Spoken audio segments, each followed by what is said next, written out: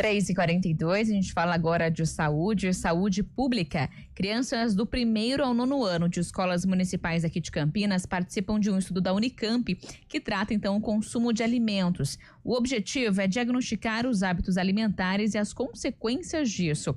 Os dados serão usados aí para propor políticas públicas voltadas a uma alimentação mais saudável, então, a esse público. A gente conversa agora com a Cíntia Casarim, ela é responsável por esse estudo e também professora da Faculdade de Engenharia de Alimentos da Unicamp. Primeiramente, bom dia, boa tarde para você, Cíntia, obrigada pela disponibilidade aqui no Estúdio CBN.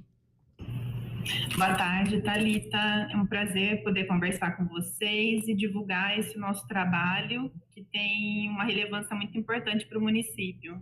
Tá certo. Professora, só para a gente dar uma embasada para quem está nos acompanhando, né? Foram 25 escolas participantes, de 12, né, delas avaliadas, o índice de obesidade e também de sobrepeso chegou a 31%. O que esses dados iniciais apresentam, né? O que eles trazem aí? O que vocês avaliam desse estudo até agora? A ideia é ter um panorama do estado nutricional das crianças, né, dos estudantes na infância. E a grande preocupação é que a obesidade na fase adulta da vida ela já é um problema muito sério, mas na infância, né, na criança, isso é pior ainda, porque os danos para a saúde eles vão ser ainda mais agravados, inclusive afetando aí a sua vida futura como um adulto. Então, a ideia desse projeto é ter esse panorama epidemiológico, né, ter uma ideia de como está o estado nutricional e propor ações para que a gente possa, dentro do município, reduzir essa taxa, que é bastante grande, né? 30% é uma taxa muito elevada de sobrepeso e obesidade entre os estudantes.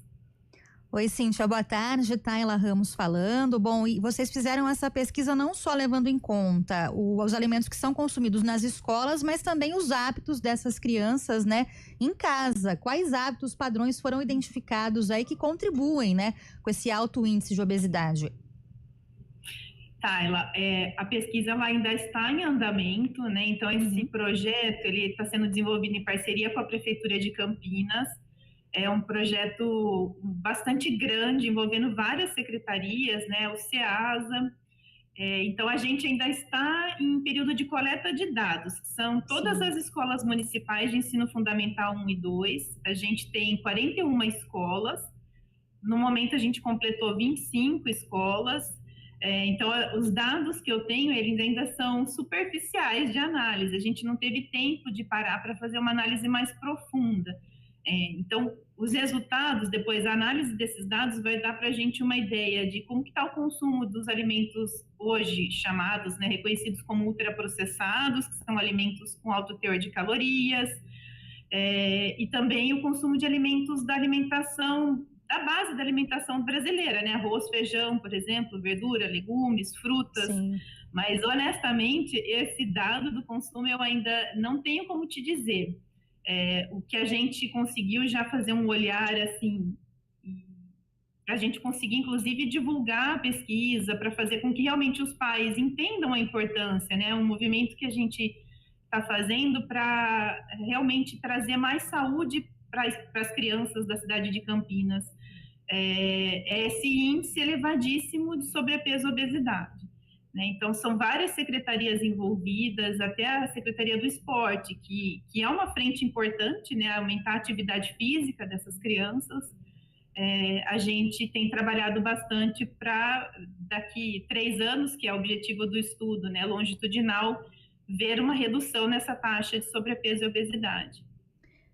Cíntia, mas apesar ainda de não ter esses dados, né, mais avaliados, enfim, mais a fundo, mas de início, essa pesquisa começou em março, né? De início, assim, vocês já notaram essa questão de um hábito alimentar mais de alimentos processados, preparo rápido, né, ali em casa? É um hábito ali também que deve ser mudado futuramente na família da criança também, para que essa alimentação saudável venha também de dentro de casa, não só nas escolas, que é o que muitas vezes acaba, um dos objetivos da pesquisa é justamente também oferecer esse cardápio, né, mais saudável nas escolas, que já é oferecido, mas também reforçar, melhor dizendo. Sim, com certeza. O trabalho está sendo desenvolvido em escolas municipais em que há uma gestão bem favorável do que é servido para as crianças, né? Um controle do que é servido dentro das escolas pelo programa de alimentação escolar. Mas, com certeza, o que acontece fora da escola é bastante importante. E esse projeto, ele também tem como objetivo transformar o ambiente ao entorno da escola. Né? Sim, chegar aos pais. A ideia é que essas crianças levem o que elas vão aprender, mas também que a gente consiga, na comunidade, fazer mudanças. E, com certeza, assim, eu não fiz análise dos dados, mas ao entrevistar as crianças, a gente sempre escuta o relato de você tomou refrigerante ontem? E a resposta sim, ela é muito frequente, por exemplo, né? Então, há sim um consumo excessivo de alimentos de baixo valor nutricional, algo que a gente precisa mudar na nossa sociedade, né? Sim, a gente já tem esse número, né, de 30% aí de índice de obesidade e sobrepeso nessas crianças das escolas aí que foram analisadas, são crianças do 9º ano, né? Para essa faixa etária, isso representa uma preocupação, pode prejudicar de alguma forma também o desenvolvimento dessas crianças? Sim, Tayla, é do 1º ao 9º ano. Ah, certo. De 6 anos a 16. É muito preocupante, pode causar vários problemas para a saúde dessa criança, né? E é uma preocupação que a gente tem hoje, porque a obesidade, ela está fortemente associada com o desenvolvimento de diabetes, hipertensão, doenças cardiovasculares, né? Isso tem um impacto muito grande na qualidade de vida da criança e no desenvolvimento dela, numa fase em que toda a parte cognitiva, né, o aprendizado pode ser impactado por questões fisiológicas, metabólicas, psicológicas. Então, são vários fatores que podem impactar, sim. Uhum.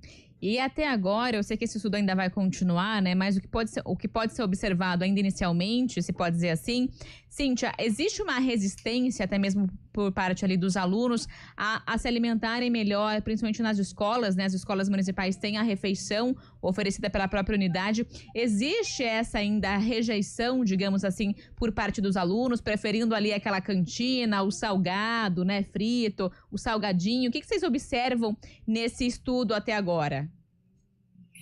Então, para nossa sorte, nas escolas municipais não há cantina. Então, existe uma regra no município que não é permitido cantina nas escolas, comercialização de alimento nas escolas, e os alunos também não levam de casa. Então, o único alimento que eles têm acesso na escola é o que é ofertado pelo programa de alimentação, que tem a gestão de nutricionistas, né? Então, o SEASA faz toda a elaboração dos cardápios, gestão disso.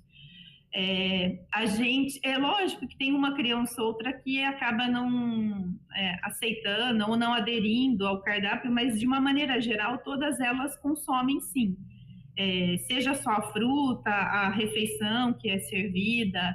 Então esse público que a gente está estudando hoje, né, ele tem essa questão que é bastante importante, né, um controle, eu diria. Futuramente, a gente espera conseguir expandir esse estudo para as escolas estaduais. Aí sim vai ser um universo um pouco mais complexo, onde a gente tem as cantinas influenciando o consumo alimentar, né?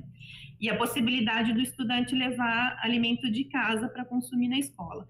Mas nesse grupo populacional que a gente está avaliando nesse momento, essa é uma variável que não está influenciando. Então, é realmente só o que é oferecido pela escola. Cíntia, esse estudo de vocês avalia também se fatores econômicos podem influenciar nessas crianças o consumo aí de certos tipos de alimentos? Quando vocês fazem esse questionário, né, do que foi consumido, por exemplo, no dia anterior, isso também é levado em conta e tabulado por essa pesquisa? Sim, Tayla, sim.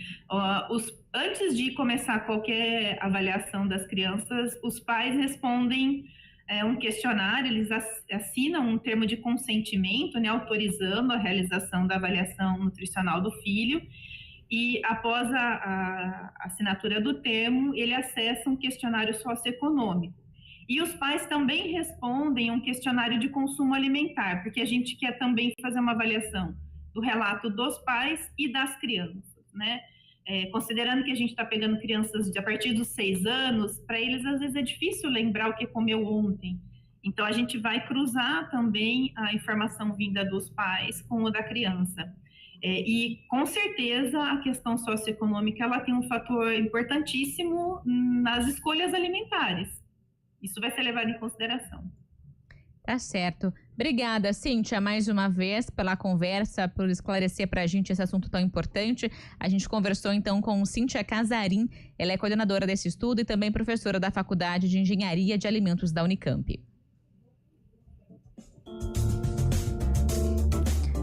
Agora, 3h53, a gente faz uma última pausa aqui, último intervalo do Estúdio CBN, já retorna com outras informações.